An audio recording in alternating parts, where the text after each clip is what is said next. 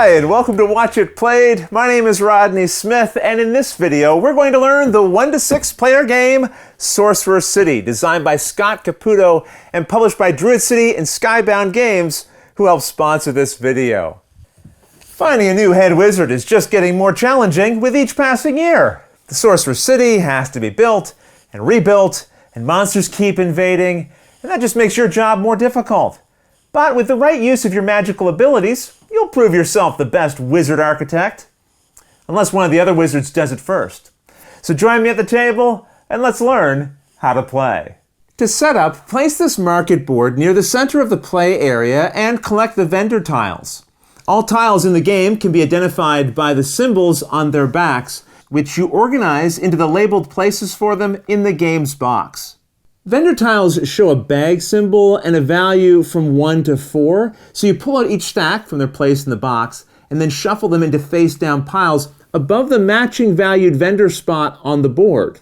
Then draw the top 3 from each stack and place them in a column beneath their vendor. It'll look something like this when you're done, and then you'll find the rainbow tiles, which have a rainbow symbol on the back, and place them here under this final vendor. Now set out this Influence Rewards board and take the deck of Influence cards with this back and remove the one that is labeled for Year 5 here and put it into this final position. The rest you'll shuffle, dealing 1 face up under each other heading. However, if you deal a card into the first position that says it cannot be placed under Year 1, return it to the bottom of the deck and then reveal a new card in its place until you find a valid one. After you're finished putting a card under each of the year's headings, return the rest to the box. Next, collect and shuffle these Tier 1 monster cards, placing one face up under Year 1 of the Influence board. Then find the matching monster tiles in the box and place them face up nearby as well. Tier 1 monsters will have a single sword on the back, and you can also identify them by their name and picture as well. Now reveal a second Tier 1 monster and place it in the column under Year 2. You'll also set out its tiles, and the rest of the Tier 1 monster cards you can return to the box. Then shuffle and reveal a Tier 2 monster and place its tokens under the third year. The Tier 2 monsters will show 2 sword symbols on their backs. Then you reveal a new card for the fourth column, put its tiles out there as well, and return the rest of the Tier 2 cards to the box. No additional components are placed under Year 5. Now I will mention the rules give you a few options here.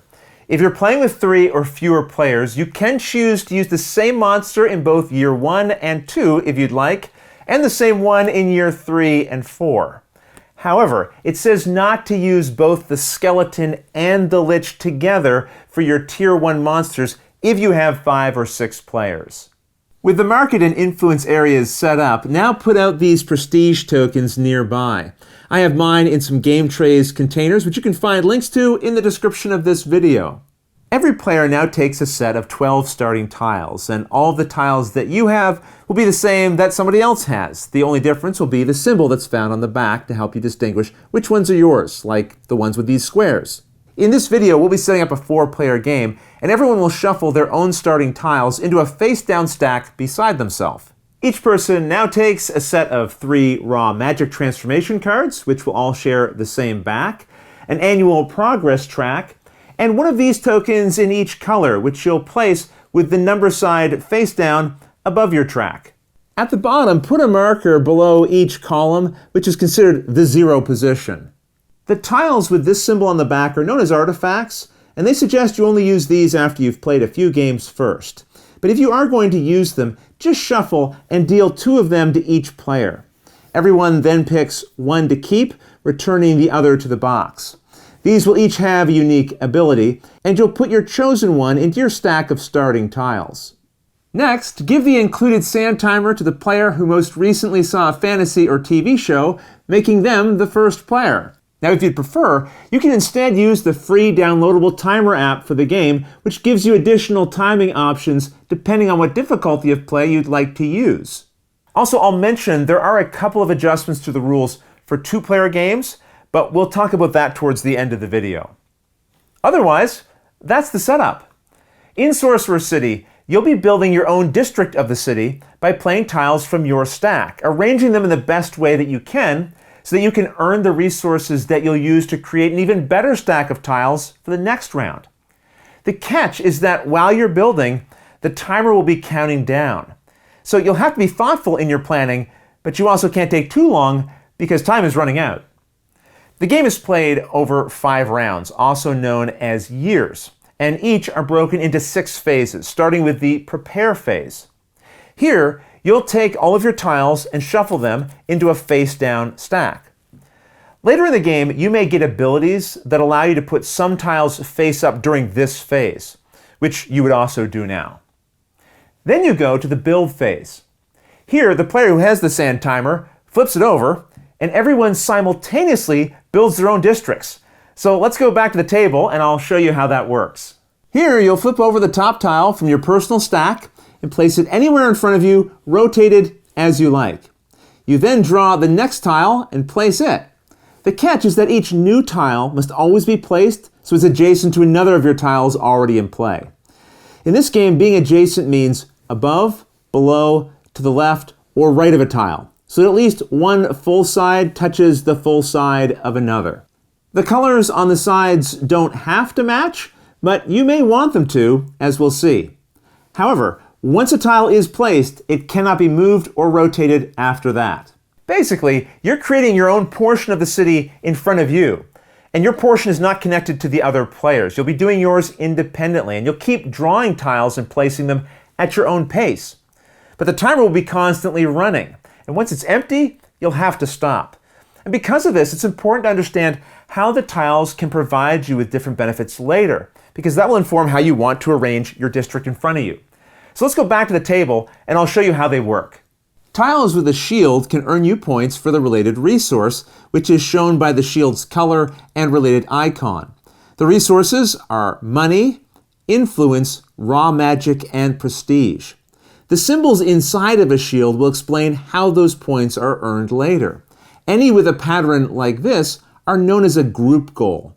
For these to score you a benefit, you'll need to have created a group of 3 or more tiles connected through the color of that shield. Now these can be connected in any shape as long as the connections between them are uninterrupted and at least 3 tiles big. Then during the scoring phase, which comes later, you'll gain 1 resource of this type for every tile that is a part of that connection. So in this case, 1, 2, 3, 4 points of money. A layout like this would score you nothing for money because the shield itself is not a part of this area. And this wouldn't score you anything either because it's only 2 yellow connected tiles and you need at least 3. A shield with this pattern inside it is a line goal, and to score it you need a horizontal or vertical connected row of at least 3 tiles sharing the same color as the shield. And you'll get a point for each of them. So this would be a line goal worth 1, 2, 3, 4 points. We don't count this tile as a 5th point even though it's connected because it's not on the same line as the shield. Later in the game, you'll come across tiles like this, which have a line goal that could go both horizontally and vertically at the same time. However, in these cases, you can only score one of the lines, but you decide which. In this case, the horizontal line is worth 4 points, and the vertical one is worth 3. So I'd choose the horizontal line, and because there's 2 of these shields, I'd score it twice for a total of 8 points. And we'll talk more about scoring during the scoring phase, which comes later. This is a shield goal and will only score if it has at least 2 other shields of any color in neighboring spaces. Now neighboring is a bit different than adjacent spaces, as it also includes the spots diagonal to the tile as well. In other words, all of these tiles are neighboring this one.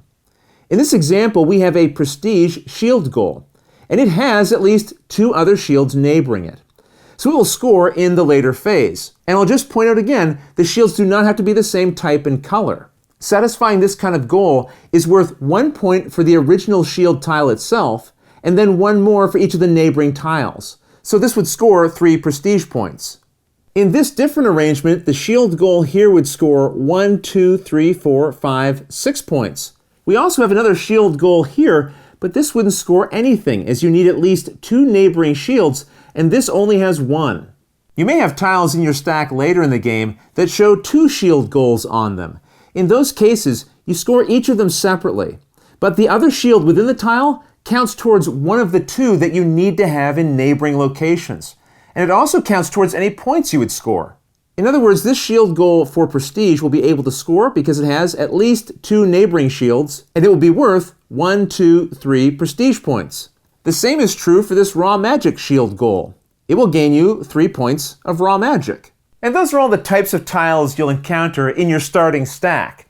And once the timer runs out, which will take approximately 2 minutes, then everyone must stop building, and you move to the scoring phase. We haven't seen how monsters are acquired yet, and you won't encounter any in the first round, but in later rounds, if you have any in your district that show the scoring phase icon, like this, then they'll activate now. And if you have more than one, you can choose the order to resolve them in. Now, we aren't going to go over all of the monsters in this video, but their effects will be explained on their card, which you can use as a reference. Either way, every player now scores their own district, and we saw earlier how you score points for the different types of shield goals, and then you assign those points to the matching resources on your board. We won't go through all of these, but as an example, this shield here would score 1, 2, 3 points for money, and this line shield would score 3 points in raw magic. And you continue like this until you'd scored all relevant points. If you would ever gain more than 30 points within a track, flip the related token to the plus 30 side, and then keep counting from the start of the track again. You may not, however, gain more than 60 points within a category. Any points beyond that are ignored. I'll also mention that your position on the tracks is public information, and everyone should be able to see what everyone has. In particular, everyone should take a look at how much raw magic they have, because now everyone will pick one of their transformation cards in secret to place face down in front of themselves. Each of these will show one of the other 3 types of resources: money, influence, and prestige. And once everyone has selected a card, they are revealed. And then you convert all of your raw magic into the type showing on the card that you picked. For example, I chose money, so I convert my 3 raw magic into 3 more money. Now you move to the influence and buy phase, which is made up of 3 steps. You'll perform the first step, starting with the player who has the most influence on their track, and then continue in turns based on descending influence. You then perform the second step of the phase in the same turn order, and then the third. Now the first step is to gain your influence rewards, so let's see how that works. These rewards are found on the board here, and ties are friendly. In other words, if 2 people tied for first, then they would both get the reward for first place. And if decisions have to be made by tied players, then you resolve them in order of the players closest to the person holding the sand timer, going in clockwise order. The first place reward increases your prestige on your track by this amount in round 1, also known as year 1, and then in future rounds you gain the prestige bonus from those related years. You also gain the influence card reward shown below the current year. Now, we won't go through all the possible rewards, but if you have any questions about them, they are explained in detail in this appendix in the rulebook. The player or players with the second highest influence then have to choose either the prestige bonus or the influence benefit, but not both. The player with the third most influence then gains the reward from the second place that the second place person didn't take. For example, if the person in second place took the prestige reward, then the third place person would have to take the influence benefit. Now, the exception to this is if there had been a tie for second place. If so, then the third place winner instead chooses either to gain 5 extra money or they get 1 extra buy during the next step. This is also the reward for any 4th to 6th player positions in the game. I should also mention, in a game with only 3 players, as you're reminded of right here, you will always skip this third place reward, and a third place position would instead gain this benefit. Now though, we move on to the buy step, where again, players take turns in order from most influence down to the least. Here, players may buy up to 2 tiles from the face-up market, though your influence reward or other effects may give you additional buys. For example, as you can see on your progress chart here, if you earned 20 or more money, you also gain an extra buy from the market. To buy a tile, you pay the cost in its top right-hand corner by reducing your money by that amount on your track. Any tile you purchase is added to your collection, which you'll then have in your stack for the next round. And then a new tile is revealed from the related vendor. Buying tiles is how you'll be able to improve the scoring you do in future rounds. And many of them have extra abilities shown in parchment like this.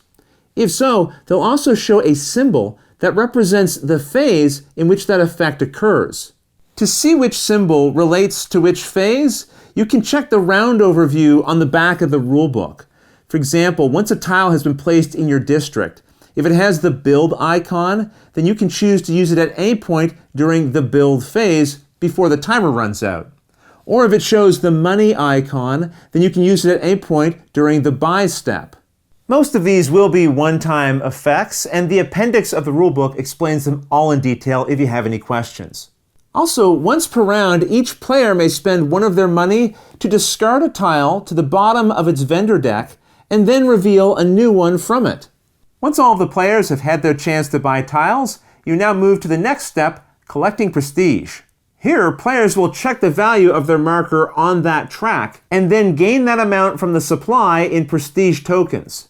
The player or players who collected the least now gain a free market tile from the top of the vendor deck, matching the value of the current year. So if it was year 3, they would gain a tile from the top of this stack. In year 5, no bonus tile is given away. And if a player is meant to get a tile, but the stack is empty, they don't get one. Now it's the final phase, cleanup. Here, every player gathers all of the tiles they placed in their district, and any they didn't, along with those that they bought, and they put them into a new face-down stack. Then you shuffle the stack of monster tiles under the current year and deal 1 to each player for them to add to their stack. Though there are a couple of exceptions. If the monster is a skeleton, then deal 2 of them to each player. If the monster is a lich, then also make sure that the stack of skeletons is within reach, as the lich's effect uses them as well. When monsters come into play, you resolve their effect immediately if it shows the build symbol. Otherwise, you resolve it during the related phase. As mentioned earlier, how much each monster affects the game is shown on the reference card. So refer to that if you have questions, or you can also look at the explanation in the game's rulebook. I will mention, though, some monsters, like the dragon, can move or destroy tiles, which could create a break in your district. You'll still keep placing tiles as normal, and you can even put a new tile in the gap to rejoin your district. But even if it remains split when the timer runs out, you will still score each part as normal. Getting back to the cleanup phase now, as the last step, everyone reduces their progress tracks back down to 0, and the timer is passed to the next player in clockwise order. Then you're ready for a new round, which starts by shuffling your stack in the prepare phase, and it continues as before. That said, the 5th round of the game is a little different. First, there is no influence card reward, and the player with the most influence just gains the prestige. There is also no 2nd, 3rd, or any other place reward given out. You also don't buy new tiles from the market, and players don't take a new monster. Now, though, you add up all of your collected prestige tokens, and the player with the most wins. If there's a tie, then the tied player who made the most money in that last round wins. And if there's still a tie, the tied players share the victory. The game also has special rules for 2-player games, which you'll find addressed in the setup here, and it also has an impact on the influence and buy phase. But I'll leave that for you to discover on your own, along with the game's included solo rules, which are covered here on the back 2 pages. Otherwise, that's everything you need to know to play Sorcerer City. If you have any questions about anything you saw here, feel free to put them in the comments below, and I'll gladly answer them as soon as I get a chance. You'll also find forums for discussion, pictures, other videos, and lots more over on the games page at Board Game Geek, and I'll put a link to that in the description below. And if you found this video helpful, please consider giving it a like, subscribing, and clicking that little bell icon so you get notification anytime we post a new video. But until next time, thanks for watching.